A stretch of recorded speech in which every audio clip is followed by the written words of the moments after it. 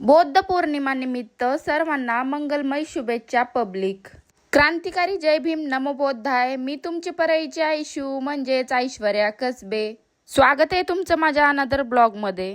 स्वतःच कुठवर चमकाव म्हणलं. आज सणासुदीचा आपली फरशी पण चमकली पाहिजे, त्यामुळं उठले आणि बेडरूम आणि हॉल मस्तपैकी क्लीन केला. इकडे तर तुम्ही रिझल्ट पाहू शकतात.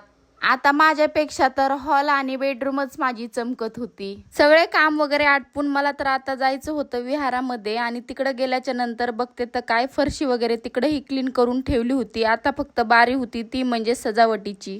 निमित्त हार आणि फुलं वगैरे आणून ठेवले होते. आता फक्त थोडी सजावट बाकी होती, मग काय ती पण घेतली करून, कारण की असं नॉर्मल चांगलं वाटत नव्हतं आपले विहार. मग थोडी थोडी सजावट आम्ही करून घेतली. मग पब्लिक कसं दिसतंय आमचं त्रिसरण बौद्ध विहार कमेंटमध्ये नक्की सांगा बरं का. लहानपणापासून भीम जयंती आणि बौद्ध पौर्णिमेला करत आलेली नेहमीची कामे मी करून घेतली, आणि हा बघा फायनल रिझल्ट.